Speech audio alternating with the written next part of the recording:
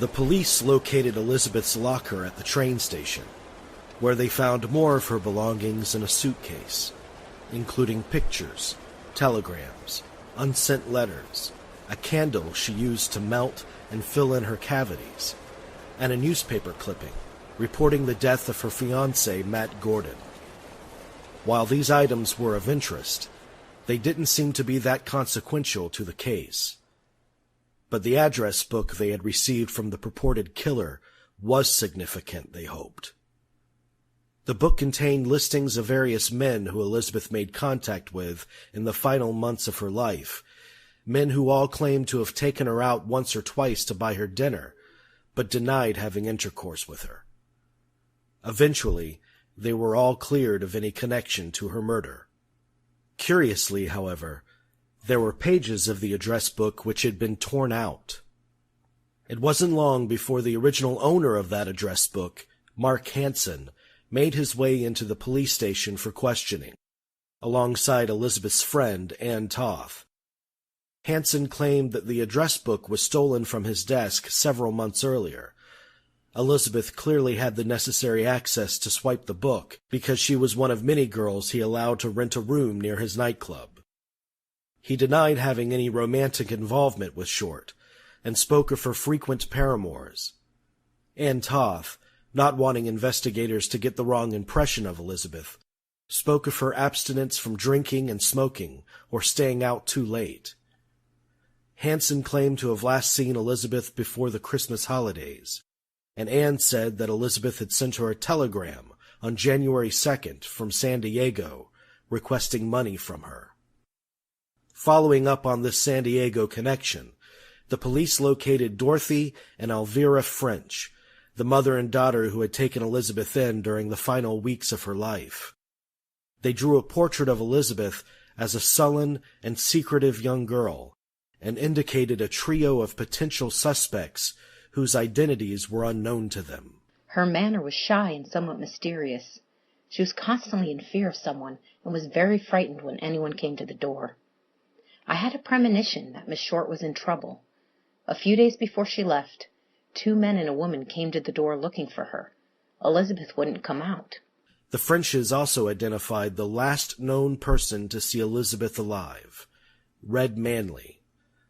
With the aid of the Los Angeles Examiner, headed by trailblazing female crime reporter Aggie Underwood, a nerve-wracked Manley was located and escorted into the police station for questioning. Manley was guilt-ridden by his inability to do more for Elizabeth and for his momentary temptation to stray from his wife. I knew Betty Short, sure. I saw her twice. I even kissed her a couple of times. But believe me, knowing her has taught me to walk the straight and narrow. I mean, if ever a guy found himself in a mess, I'm it. Manley also provided the police with positive identification of the purse and shoe they had recovered at the city dump. They did indeed belong to Elizabeth. Robert Manley was able to find the shoe and separate it because he had taken her by a shoe store down in San Diego to put a double heel cap on before they came up, and so he identified that shoe, and he knew the purse.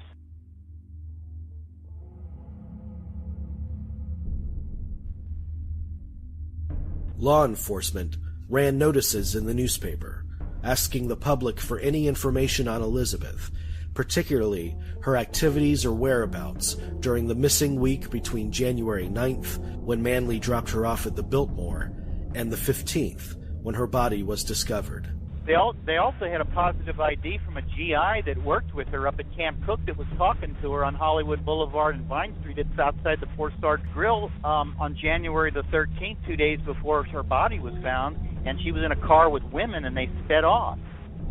And this is a guy that actually knew her. They had a taxi driver that thought maybe he had picked her up and all this, but this was a GI that had worked with her up at Camp Cook. He spotted her randomly outside the in a car outside the cafe there, and was chatting with her, and then he was rudely interrupted by this other bossy woman, and they sped away. After she was killed, there were a lot of phantom sightings of, oh, I saw her here, or I saw her there. You know, you'll read the newspapers, and oh, there's this bar where we saw her, and or there's one incident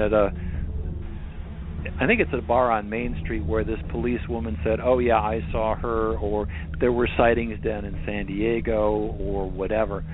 In fact, none of them are true. There was absolutely no confirmed sighting of her after Red Manley left her at the Biltmore. There just aren't any.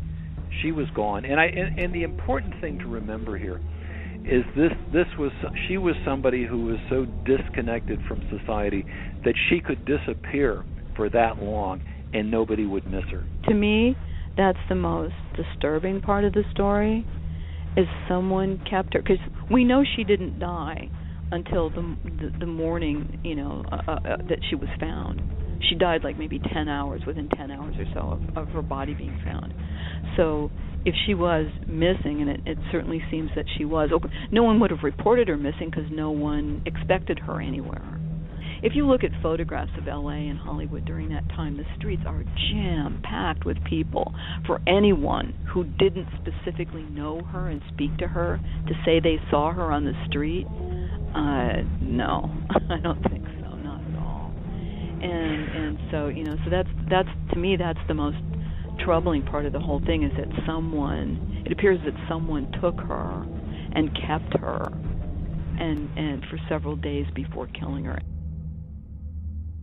Indeed, the police were inundated with phone calls from many people claiming inside knowledge on Elizabeth's comings and goings during that missing week, and many others who claimed responsibility for her murder. But they were quickly dismissed as the ravings of false confessors hungry for the spotlight.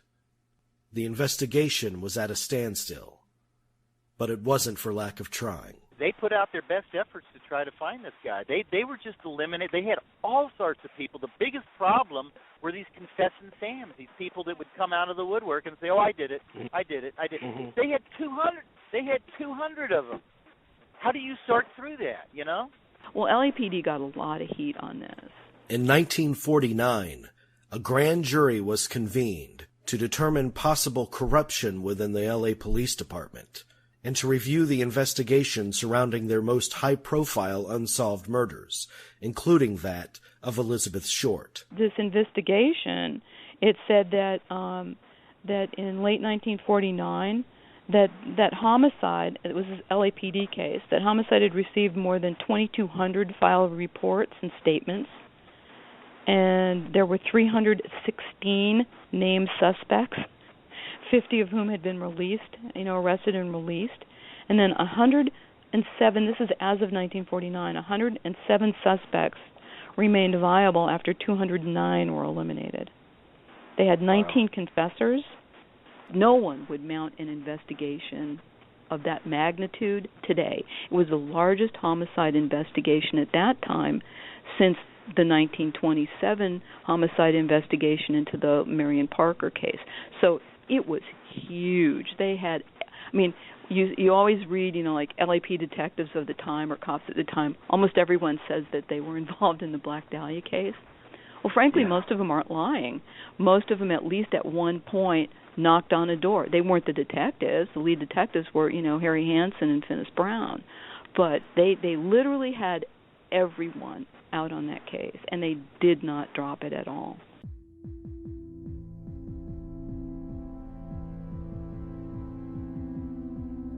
There's still, to this day, it's an open homicide, and homicides never close. And there's always an LAPD cop assigned to it. There's always a detective assigned to the Dahlia case, always. And there has been since 1947. Law enforcement has never officially singled out a suspect as the verified killer of Elizabeth Short in all these years since her murder.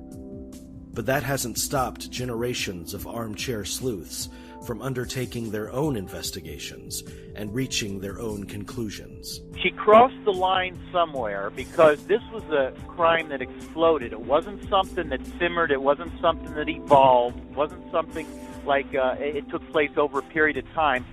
She crossed the line big time, somehow, somewhere with someone, and this is what happened. Now, Agnes Underwood, she was a reporter for the Examiner. She was pulled off the case when she started developing a solid lead on a female suspect, and she was made city editor just to keep her off the case. And she went to her grave, and she died, I think, in 1984. And I have a friend in Los Angeles, a big news anchor down there, knew everybody, all the key players, and he said he interviewed her a year before she died, and she was still adamant that Elizabeth had been killed by a woman.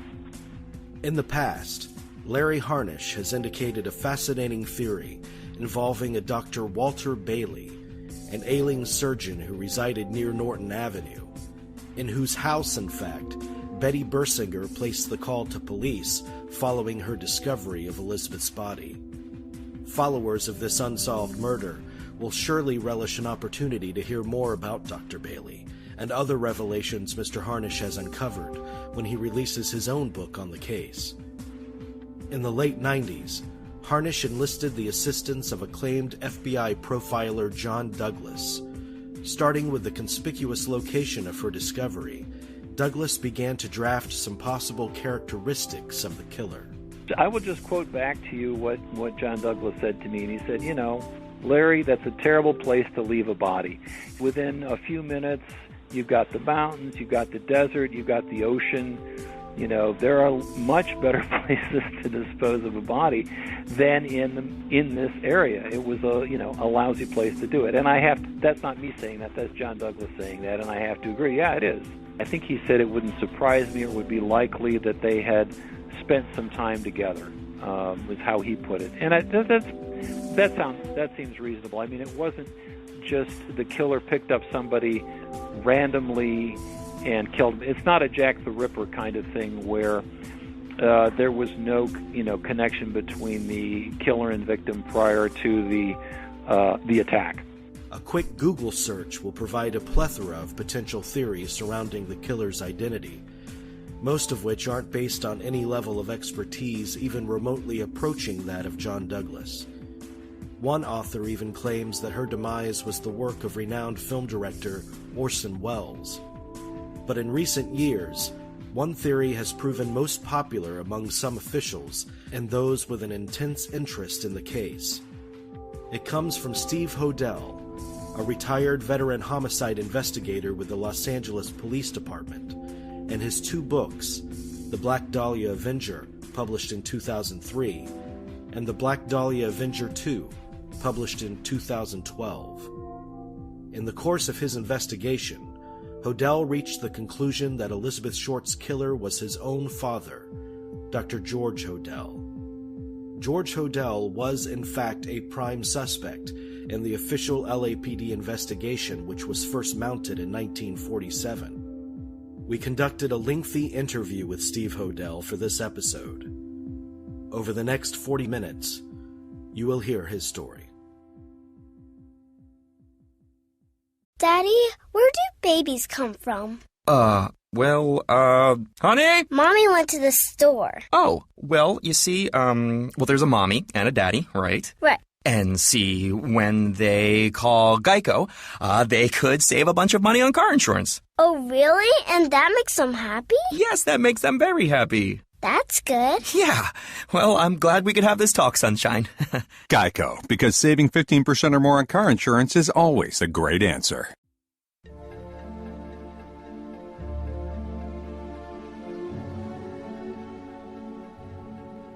I grew up in Los Angeles area, Hollywood. The first 8 years or so were in the Soden House, which is a very well-known historic home in Hollywood, an incredible Mayan temple, like the stage set, built in Hollywood by Frank Lloyd Wright Jr.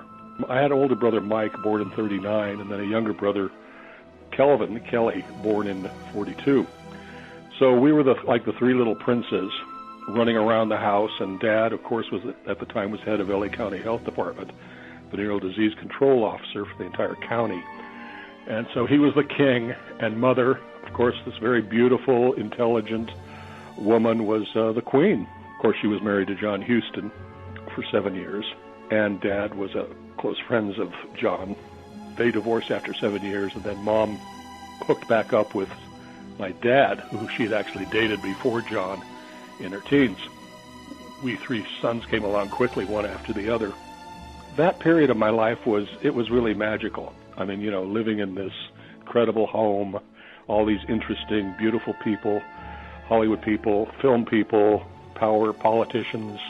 From a child's perspective, it sounds like it was really idyllic for some time, but when did that veneer fade away? Well, I guess you could say it was October of 1949. There's this knock at the door, LAPD, Dr. Hodel, and my father said yes, and you're under arrest for incest. And Dad was arrested for molesting his daughter, Tamar, who at that time was 14, visiting us during the summer. He was arrested, booked, and of course, headlines, LA County Health Department doctor arrested for child molestation and incest.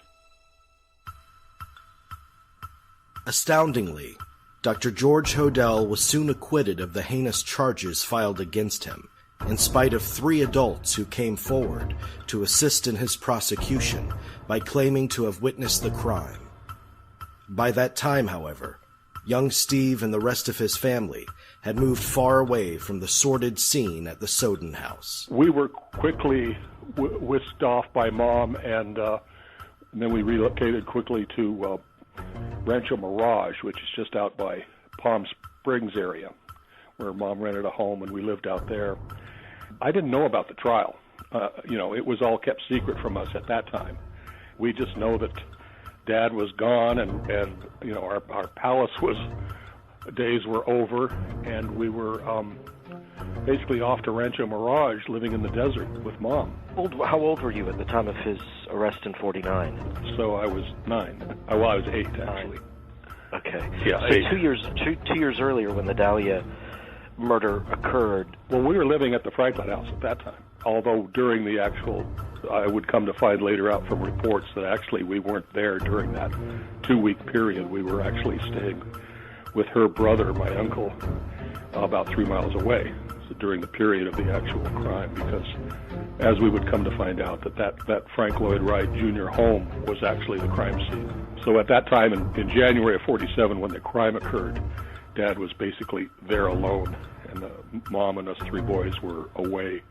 We kind of came and went. Do you have any remembrance or consciousness of when the Dahlia was discovered and the media frenzy? No, I have no memory of that. The first knowledge I ever really had of the Black Dahlia murder wouldn't be until I became an adult and joined LAPD. And I think probably the first exposure that I can recall ever about the Black Dahlia was going through the police academy as a young rookie. One of the classes they had in crime scene investigation, they would always show these horrific pictures to the recruit classes because it was one of LA's most famous. So I didn't even know her name, but that made no impression on me because it had no meaning other than being an old 1940s horrific case. Even during my career, I would later become, as you know, I was with LAPD for 24 years, 17 in homicide. Even then, I had no exposure to the crime itself, and it wouldn't be until I was long retired that this would come back and present itself to me in an incredible way after the death of my father that would start me on this investigation, which was it was an investigation into my father's past, and it was an investigation into his potential involvement in the Black Dahlia murder. I was on LAPD from 1963 until 86, just short of 24 years. And long career, over 300 murder investigations out of Hollywood Division, 75 commendations, had an outstanding reputation and record. Retired honorably, and then took my 2 young boys. We went up to Washington State, where I became a private investigator, criminal investigations, specializing in criminal. And my boys started school up there, middle school, and went through high school. Well, in 1990, my father had been gone from the United States for about 40 years. He left actually right in 1950, when right after his trial on the incest. And he decided to relocate back to San Francisco with his young wife. He comes back in 1990. We make contact. I start seeing him on a regular basis. And for the next 10 years, we become very close. Of course, I had seen him through the decades. He was living in Manila and had become a market researcher, reinvented himself. He was a psychiatrist. He was a medical doctor. But he was specializing in market research and had a large company throughout Asia.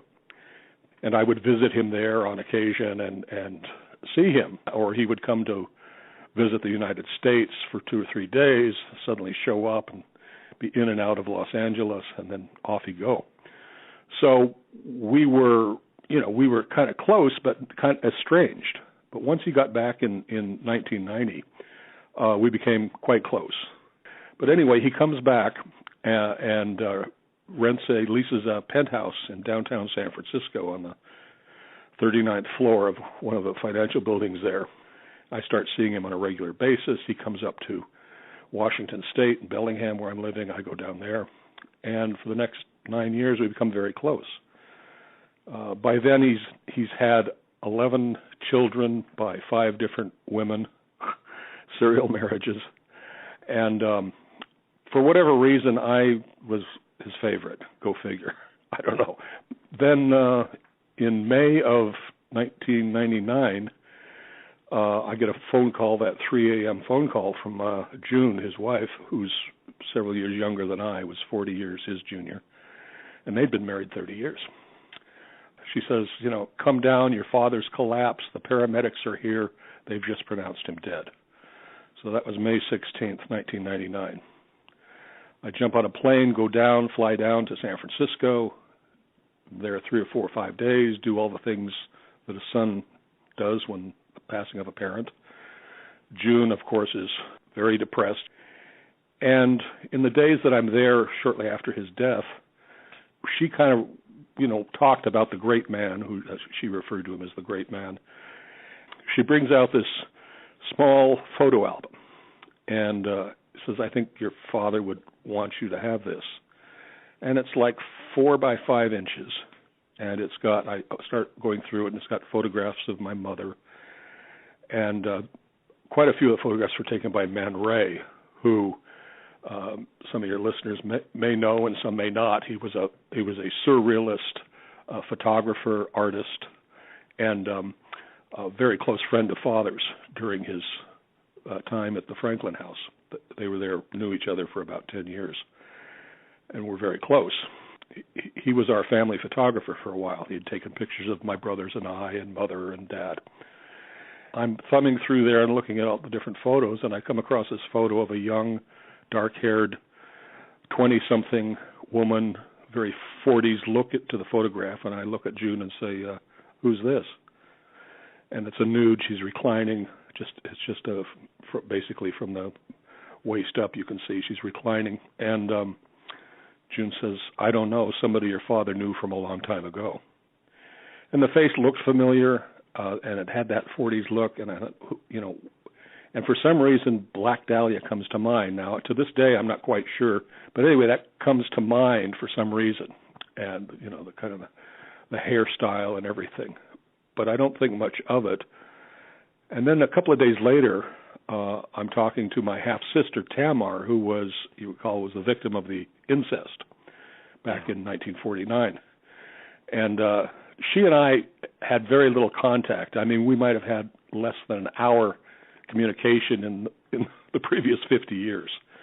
She went her way, went off and lived in San Francisco and then on to Hawaii, where she spent most of her years, kind of one of the original Mother Earth hippies, and had 3 sons, love, peace, and joy.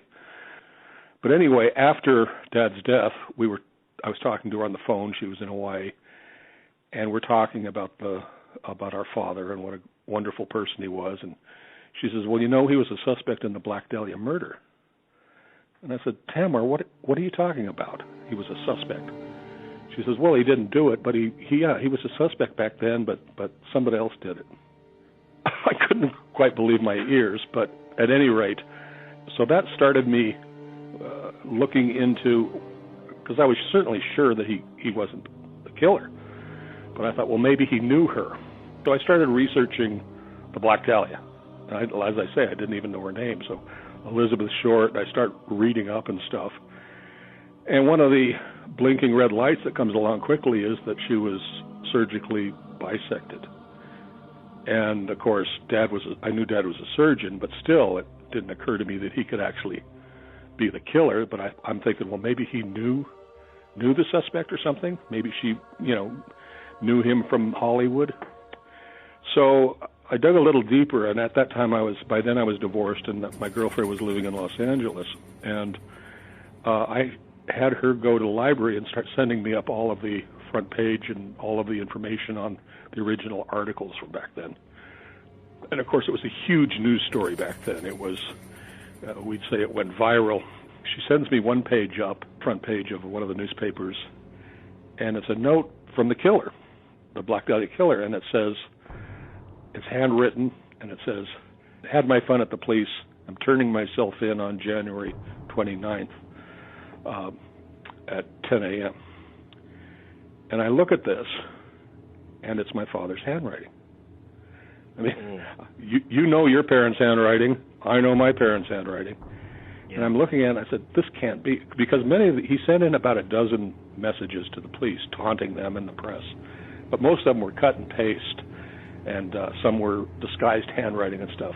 But this one was undisguised and clear as day. And I still said, this can't be. Is he pretending to be the killer? What's going on here? So coupling the surgical skill of the killer with Dad's handwriting, with the photograph, I said, I need to take a serious look at this. Hodel set out to not only uncover the depth of connection between his father and Elizabeth Short, but also to discover the truth about his father's life, much of which had remained a mystery to him up until that point. So he's born in Los Angeles in 1907. He's an only child. His parents are Russian Jews. His mother is from Kiev. His father was also from Russia. My grandparents meet in Paris. She's a dentist. Now, a woman dentist in 1903 is really unheard of. Very smart, very brilliant. They come through Ellis Island, 1902, 1903, come west to Los Angeles. George is born in 1907, their only child. Age 9, he is identified as a musical prodigy. Plays piano. He plays his own compositions at the Shrine Auditorium at the age of 9. He supposedly, his teacher says he has a gifted future. He'll be a brilliant concert pianist. Not only is he musically gifted, but he's also intellectually gifted. He zooms through high school, graduates at the age of 14, goes on to Caltech at the age of 14, enters Caltech, has the highest scores ever attained in the 1920s in public school records. He attains the highest ever in the state. Goes to Caltech for a year. Not only is he intellectually precocious, he's also sexually precocious. He has an affair with one of the professor's wives. She gets pregnant, breaks up her marriage, big scandal. After a year at Caltech, he's asked to leave. She goes back east and has his child. He follows her back at the age of whatever he is then, 16, says, I want to marry you and raise our child.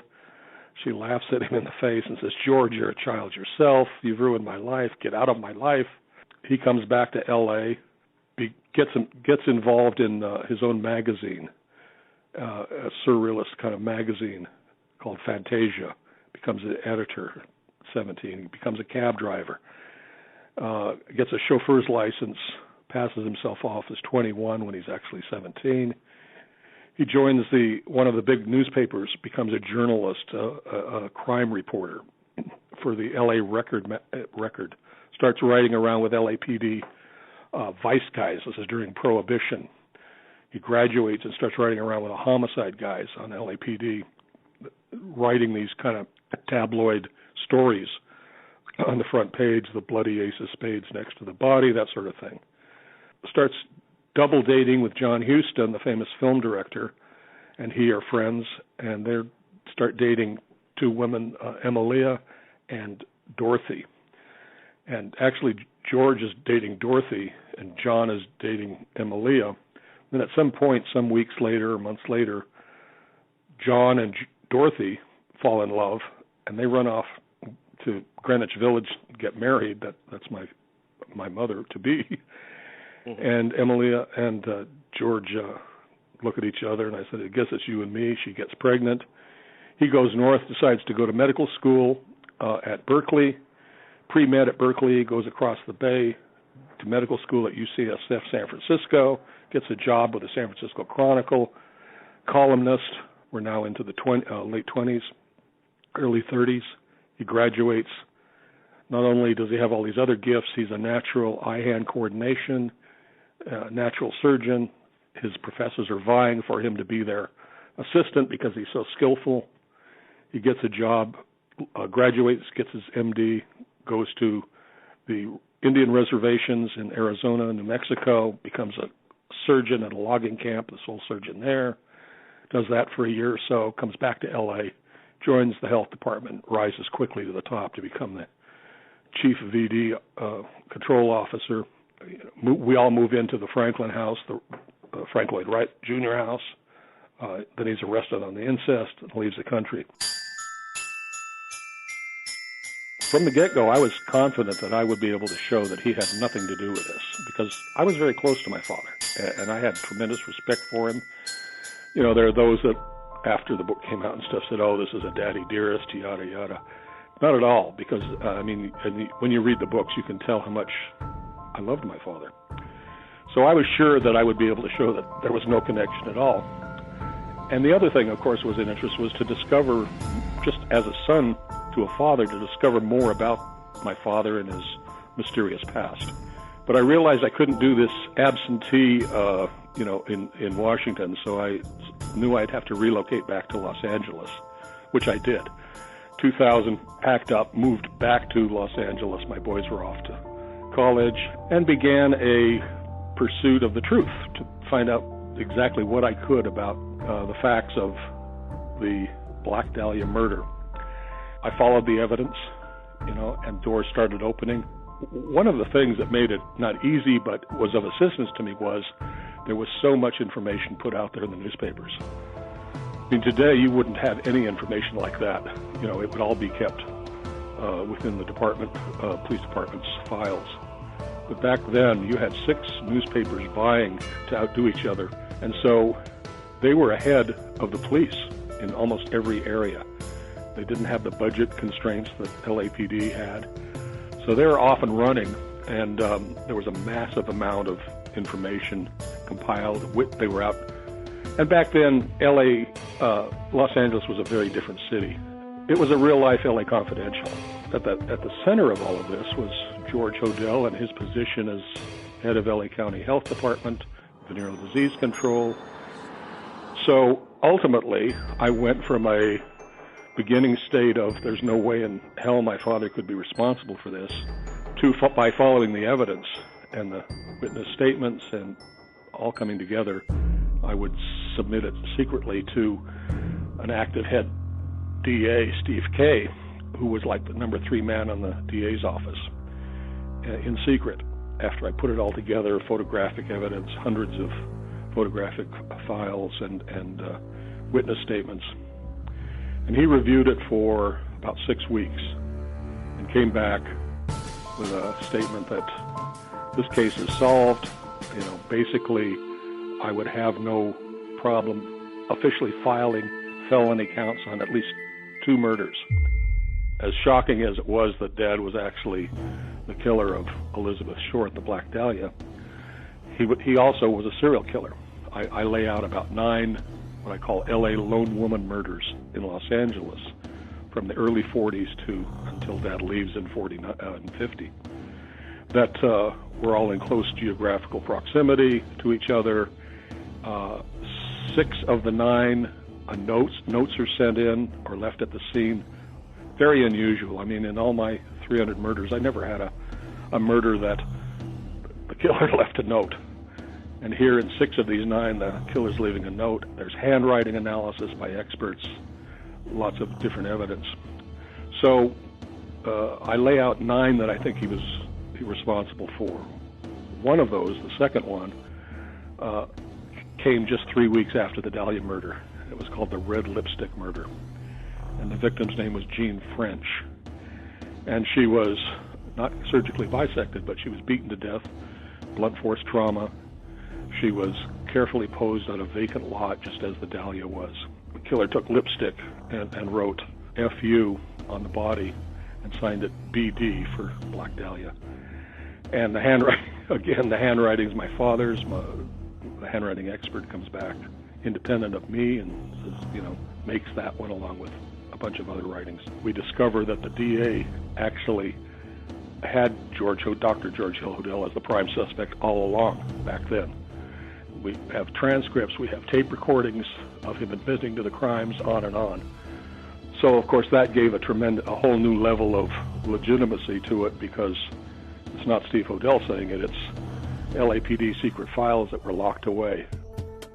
These secret files were only discovered in the LA County District Attorney's Office after Steve Hodel wrote his first book, Black Dahlia Avenger, in 2004.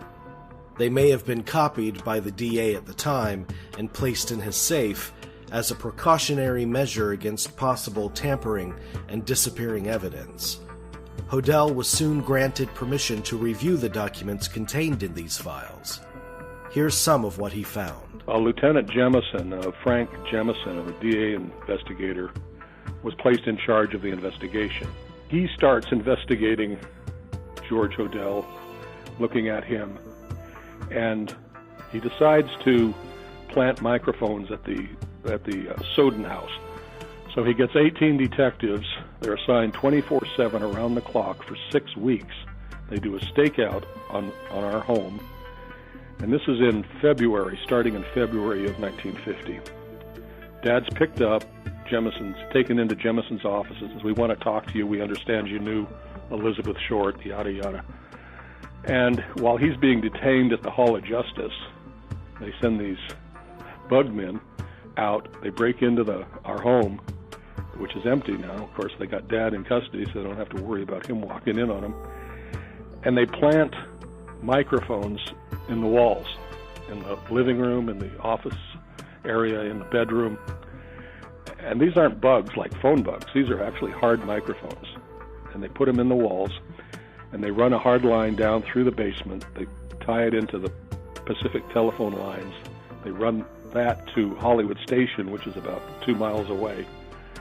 And they sit in the basement of Hollywood Station, and they tape record 24/7 around the clock live conversations between Dr. George Hill Hodel and his close friends, accomplices, confidants. And they do this, like I say, for 6 weeks. And they get some amazing statements. And I'll read you a couple of direct quotes from over this period. We've got Dad saying, quote, "This is the best payoff I've seen between law enforcement agencies. You don't have the right contacts made at the DA's office. Don't confess ever." Another conversation, he's talking to a German baron who's apparently an accomplice, and he's known for 25 years. George says, "Supposing I did kill the Black Dahlia. They can't prove it now. They can't talk to my secretary anymore because she's dead." Well, he's referring to, he was investigated in 1945-46 for the suspected murder of his personal secretary, a woman by the name of Ruth Spalding, who overdosed. It was ostensibly a suicide, but LAPD felt there was more to it. They did some interviews and suspected that he gave her a forced overdose, but they couldn't prove it. And then Dad left the country shortly after that for China, and that stopped that investigation. So we know from that he's talking about this suspected murder a few years, 18 months before the Dahlia. Then he goes on, there are other statements. Well, anyway, she hasn't said that she committed incest or killed the Black Dahlia. On and on. He talks about abortions, performing abortions at his clinic, lots of them. And of course, back then, an abortion sent you to prison for 3 to 5 years. So it was a serious felony. We would later find out he was providing abortions for, the cops, movie people, Anybody that got their girlfriend in trouble, he would take care of it for them. He was really kind of an untouchable. You know, he had so much information on so many. And then he goes on to talk about committing the murder of his secretary. He says, I put a pillow over her head and covered her with a blanket, got a taxi, took her to Georgia Street Receiving, and then she was pronounced dead 15 minutes later. So he says, maybe I did kill my secretary. And then one of the last ones, there are other damning statements, but one of the last ones, he says, I'm in trouble. He mentions the Black Dahlia, passport, police have a picture of me and that girl. I thought I destroyed all of them. And with that, 2 days later, he's in the wind, he's gone, he's out of the country, and LAPD, or the DA's investigators, are literally left sitting in the basement with their microphones up their walls. Of course, the other kicker is the statements from the original 4 top cops in law enforcement back then, quotes indicating they all knew that George Hodel was the killer, which of course is, again, independent of anything I'm saying. Chief Parker was our most famous police chief back then. He was quite well known, and he says, we identified the Black Dahlia suspect. He was a doctor. That was William Parker's statement. Well, we know from the files who the doctor was. It was George Hodel. Chief of Detectives Thad Brown says the Black Dahlia case was solved. He was a doctor who lived on Franklin Avenue in Hollywood. Again, from the files, we know that was George Hodel. Jemison says we know who the Black Dahlia killer was. He was a doctor, but we didn't have enough to put him away. And then the final was, of course, the undersheriff says the Black Dahlia case was solved, but it'll never come out. Suspect was a doctor they all knew in Hollywood involved in abortions. Hodel's investigation produced many additional insights which ran counter to accepted facts about the case, mainly Elizabeth Short's whereabouts during that period of time between her disappearance on January 9th to the discovery of her body on the 15th, otherwise known as the missing week. I found 14 witnesses, 8 of whom knew her personally, who saw her every day of that missing week. In Hollywood, in bars, in cars, downtown. So the last witness to see her was on the 14th, the day before her body's found. And it was a policewoman by the name of Merle McBride. And McBride was working, a policewoman, she was working downtown Footbeat near the bus station. She sees her 2 times. The first time she sees her is on the 14th, about 3 in the afternoon. She comes running up to her and she says, it's a man that's threatened to kill me. He's an ex-suitor of mine. And the policewoman goes back with her to the bar they were at, goes inside, and the man's not there, but she gets her purse and says, I'll be all right, and leaves. So then about an hour later, the policewoman looks over at another bar and she sees her coming out with 2 men and a woman. And she goes over to her and she says, are you all right? She says, oh yes, I'm going to meet my father at the bus station. I'm fine. And with that, that's the last time she's actually seen, which is just 24 hours before the body's found. But what I believe happened was, I believe that she was taken by George Hodel and the 2 accomplices. Now, it may not have been George. Whoever the 2 men were, we don't know. But I believe she was brought to the Franklin house, which Dad was living there alone at that time, we know, at least during that period of time. She was brought to the house, and I believe she was drugged. We know that she was tied, legs and hands and neck. She wasn't strangled to death, but she did have a ligature mark around her neck. Based on the autopsy information, the doctors believe that she was probably tortured, and the actual surgical operation and the torture probably took somewhere in the neighborhood of 3 to 4 hours to complete by a skilled surgeon. So that's a long time. My best guesstimate and their best guesstimate was that she probably died around 2 or 3 in the morning. The body was washed clean, so they feel it had to have access to a tub or a shower or something. It was scrubbed clean with a nylon brush. They found fibers from the brush on the body. And then it was placed on top of large 50-pound sacks, paper sacks, heavy paper sacks, not inside them, but on top of them. And it was probably towel dried. And then it was transported, the upper and the lower halves were transported from Franklin House out to the garage, which was attached, driven 5-6 miles south, and both parts were carefully posed, just off the sidewalk on Norton. And the sacks that she used to transport her were left lying near the body. Mm-hmm. In the autopsy, they confirm that these sacks were actually used to transport the body. There's blood on them, and so that testimony came out in the coroner's inquest, that these sacks were used and left there by the body.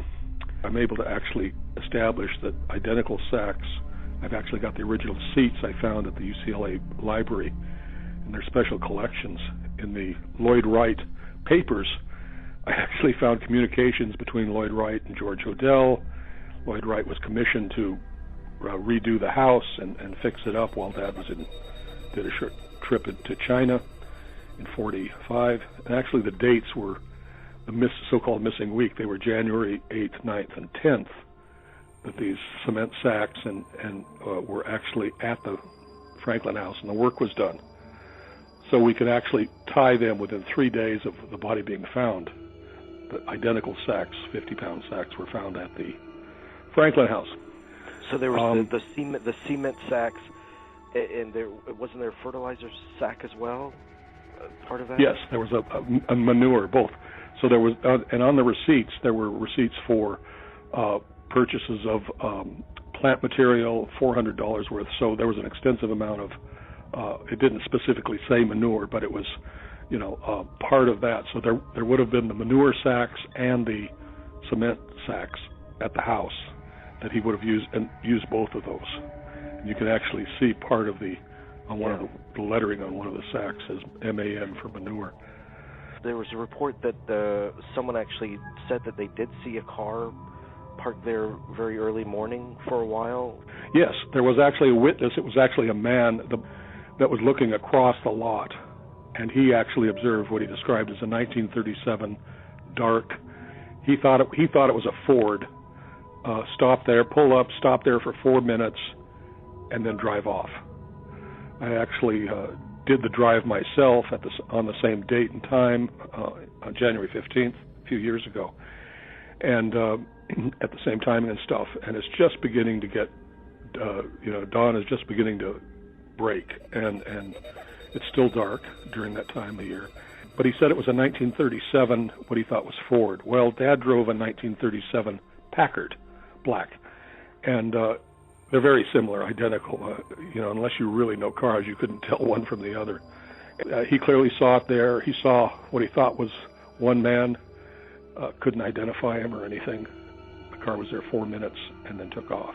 The unique mutilations to the body and the very specific manner in which it was posed represent perhaps the most telling clues as to the killer's motivation. Hodel provides his own thoughts on how these factors also point to his father. The crime signature on all of this has to do with surrealism. And I link that into his good friend Man Ray and other surrealists that were close friends of his during that time period, and how that all fits together. He's actually mimicking some of his friends Man Ray's photographs. Man Ray has a couple of famous photographs. One is called the Minotaur, which is a woman bisected in half with her hands above, just identical to the Black Dahlias. Just the crime scene itself, the very graphic nature of it and how it's displayed in the open. I mean, there's a sense of the perpetrator wants the attention of something dramatic, and there's also the element of just pure degradation. I mean, there's no question. I mean, if he wanted to hide his crime, he wouldn't have put it there. I mean, this was all part of his motive. He wanted to shock the city. He wanted to horrify the city. He wanted to hold the city hostage in fear and terror. And he accomplished this. He wanted to be above the fold. He wanted this crime to be his masterpiece. At the center of Hodel's investigation lies the place where he believes the Dahlia's torture and mutilation occurred, his own family home, the infamous Soden House, which remains a top attraction of fascination to tourists and residents of Los Angeles to this day. If you were a Hollywood director, producer, and you were looking for a house to commit this crime, you couldn't find a better house than the Soden Hodel house, because it's, huge concrete walls, total privacy. Once you're inside there, in fact, it's very, very much like one of Dad's heroes was the Marquis de Sade. 120 Days of Sodom was a book he wrote, and in that he describes a house, which is actually like a castle with walls, and it has a center courtyard, and actually it's almost a perfect description of the Franklin house. It's totally private. The walls, are 3 feet thick. So once you're inside there, you have total privacy. We also have some witnesses that came forward and actually said they were present when women were tortured at the house, that they actually were present and saw these things. Dad's master bathroom, which is probably where the bisection actually occurred, in the large tub there. The mysteries surrounding the Soden House and the possible savagery that took place within its secretive walls continues to deepen, as evidenced by a new discovery made on the property just a few years ago. Basically, I had a cadaver dog out there, and he alerted to a number of areas at the rear of the house, one near a vacant lot, which was vacant then, but it's not vacant now. And we gathered soil samples, and these sent them in for analysis. And Dr. Arpad Voss is one of the top he's a forensic anthropologist, analyzed the soil and came back that it was positive for human remains.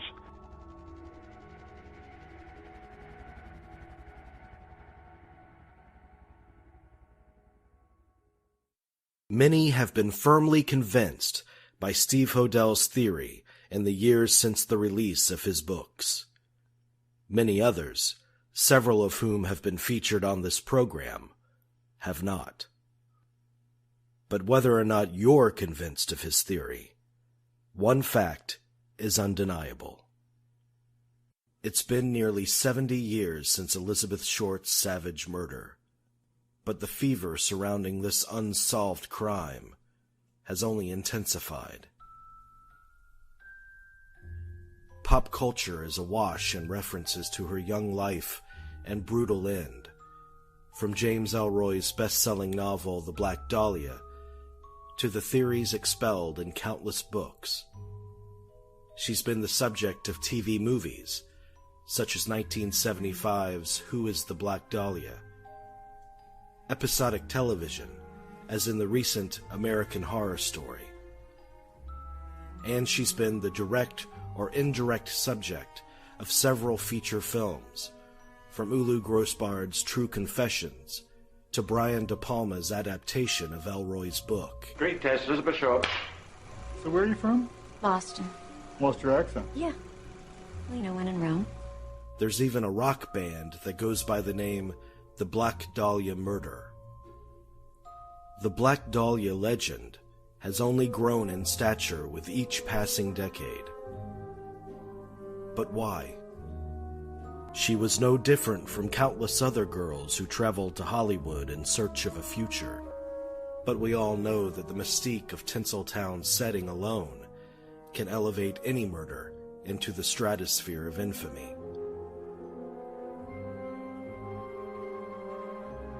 A key reason is likely the manner of her death. While the story of her life may have been unremarkable, the story of her death was certainly anything but. But perhaps the Black Dahlia sticks to us most because deep down we all realize that her murder is a mystery that will never find a definitive conclusion. And the dirty truth is that for many true crime junkies, the only thing we want more than a conclusion is for the mystery to live on.